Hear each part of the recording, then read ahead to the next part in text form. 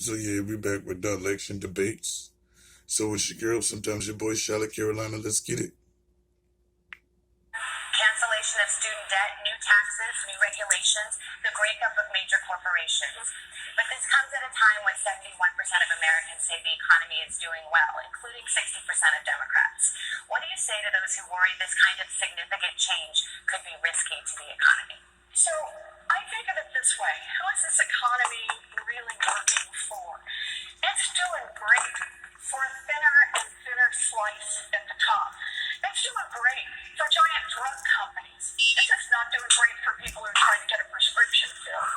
It's doing great for people who want to invest in private prisons, just not for the African Americans and Latinx whose families are torn apart, whose lives are destroyed, and whose communities are ruined.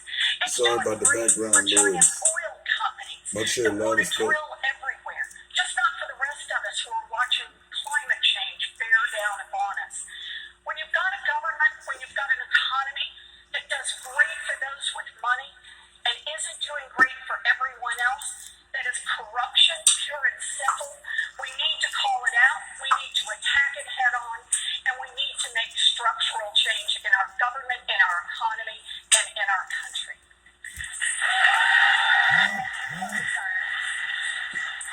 You call programs like free college something you might do if you were, quote, a magic genie. To be blunt, are the government programs and benefits that some of your rivals are offering giving your voters, people, a false sense of what's actually achievable? Well, first, the economy. We know that not everyone is sharing in this prosperity, and Donald Trump just sits in the White House and gloats about what's going on when you have so many people that are having trouble affording college and having trouble affording their premiums.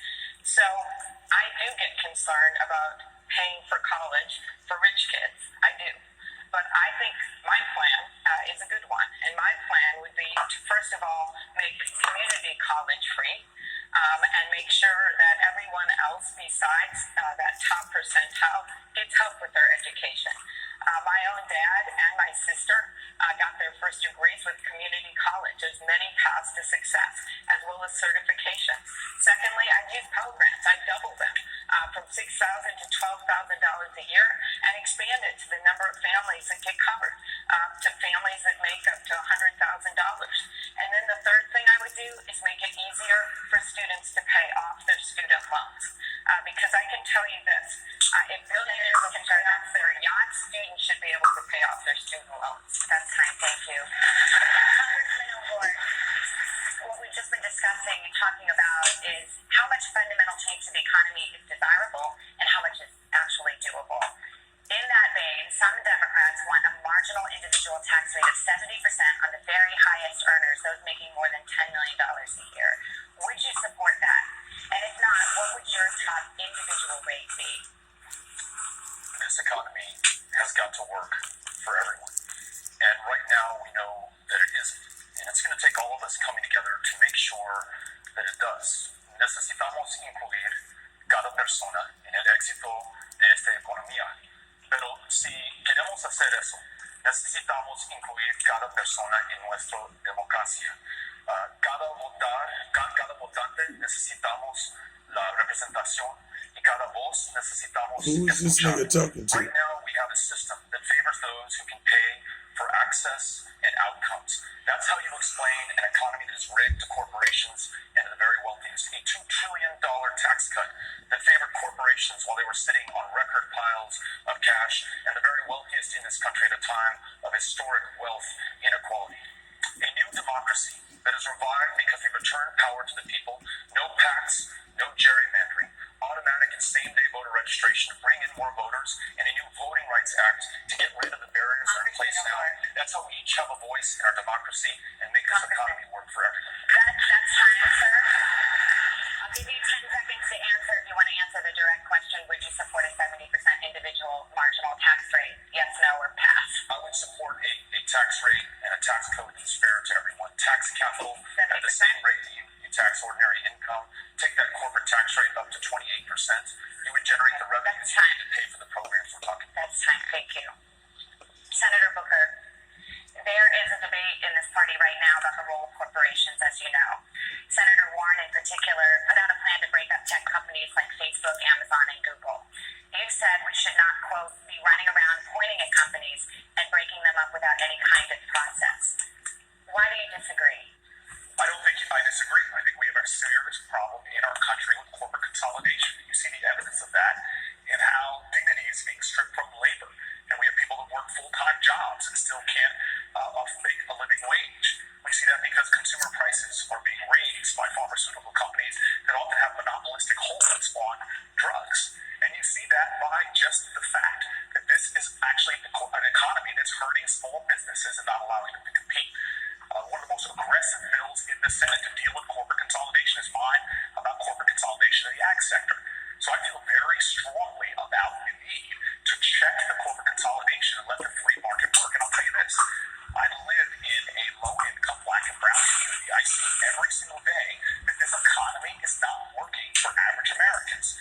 The indicators that are being used from GDP to Wall Street's rankings is not helping people in my community.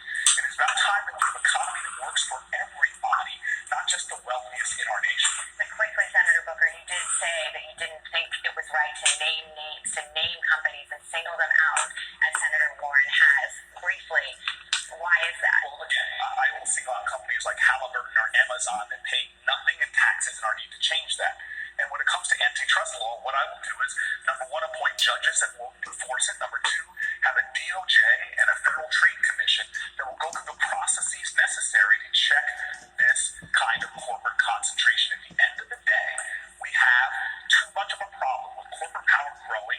We see that with everything from Citizens United and the way they're trying to influence Washington. It's about time that we have a president that fights for the people in this country. That's time, sir. And to have someone that's a champion for them. Thank you, Senator. Senator Warren, I mentioned you.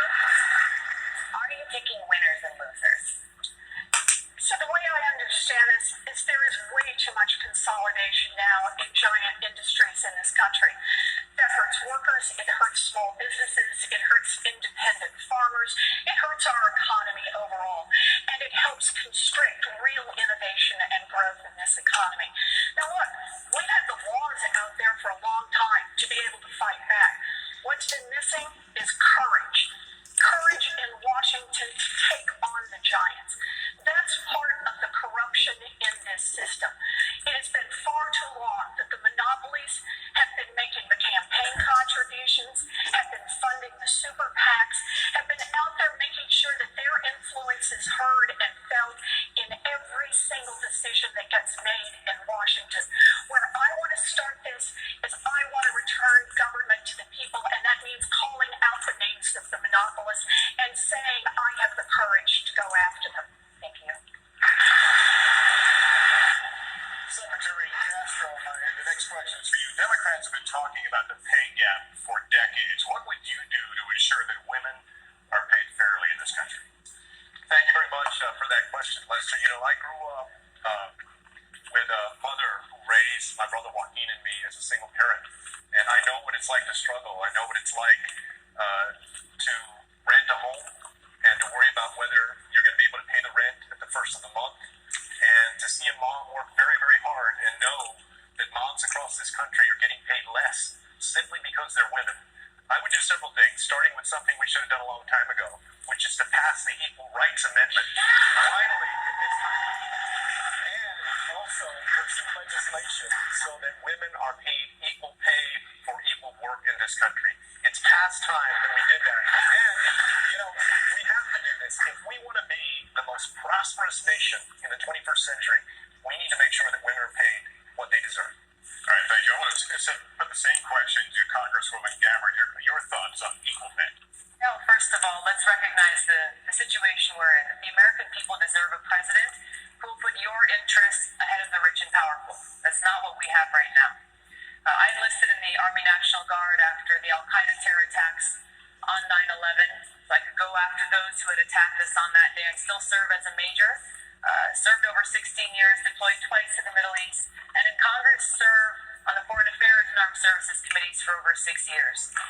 I know the importance of our national security, as well as the terribly high cost of war. And for too long, our leaders have failed us, taking us from one regime change war to the next, leading us into a new Cold War and arms race, costing us trillions of our hard-earned taxpayer dollars and countless lives. This insanity must end. As president, I will take your hard-earned taxpayer dollars and instead invest those dollars into serving your needs. Things like healthcare, a green economy, good-paying jobs, protecting our environment, and so much more.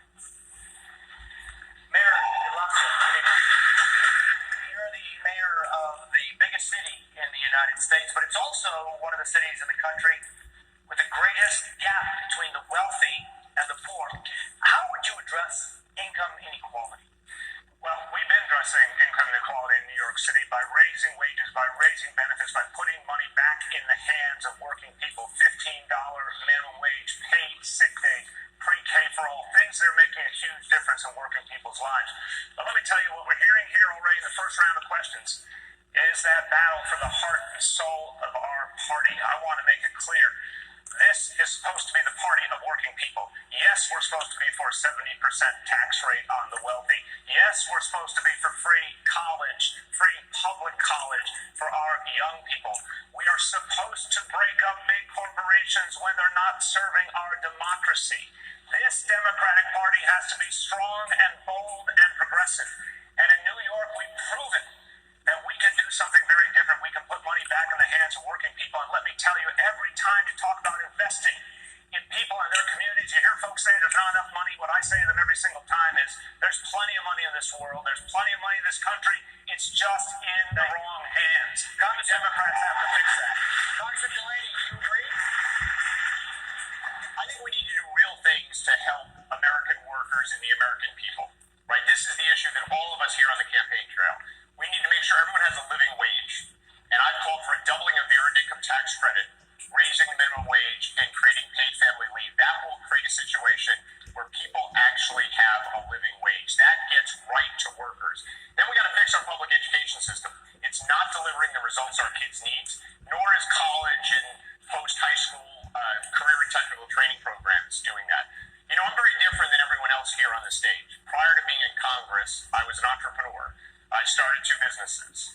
I created thousands of jobs. I spent my whole career helping small to mid-sized businesses all over the country. 5,000 of them I supported. The Obama administration gave me an award for lending to disadvantaged communities. I know how to create jobs. We need a short-term strategy, which is put money in the pockets of workers with the earned income tax credit, raising the minimum wage, and creating paid family leave. And then we need to have a long-term strategy to make sure this country is competitive and we're creating jobs everywhere in this country. Governor Inslee, how would you address income inequality? Well, I'm a little bit surprised. I think plans are great, but I'm a governor, and we got to realize the people who brought us the weekend, unions, are going to bring us a long overdue raise in America.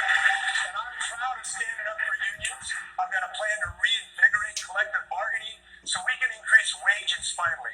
I marched with the SEIU folks. It is not right that the CEO of McDonald's makes 2,100 times more than the people slinging hash at McDonald's. And the next thing I'll do is put people to work in the jobs of the present and the future. Look at Donald Trump is simply wrong. He says wind turbines cause cancer. We know they cause jobs. And we know that we can put millions of people to work in the clean energy jobs of the future. Carpenters, IBEW's members, machinists. We're doing it in my state today. And then we can do what America always does. Lead the world and advance the future and put people to work. That's what we're going to do. Congressman Ryan, President Trump, and you just referred to, have promised that manufacturing jobs were all coming back to places like your home state of Ohio. Can you make that same promise? Yes, I believe you can, but first let's say the president came, he said, don't sell your house to people in Youngstown, Ohio, and in his administration, just in the last 2 years, we lost $4,000 jobs at a General Motors facility. That rippled throughout our community. General Motors got a tax cut, General Motors got a bailout, and then they have the audacity to move a new car that they're going to produce to Mexico. I've had family members that have to unbolt a machine from the factory floor, put it in a box, and ship it to China. My area where I come from in Northeast Ohio, this issue we're talking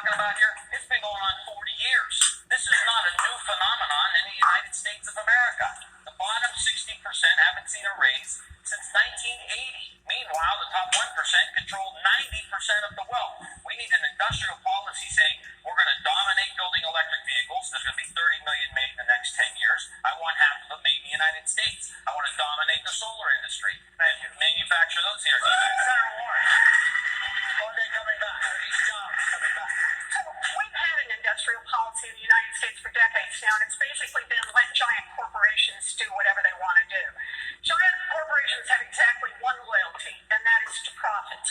And if they can save a nickel by moving a job to Mexico or to Asia or to Canada, they're going to do it. So yeah, that was the debates, man. It's your boy, sometimes your girl, Charlotte Carolina.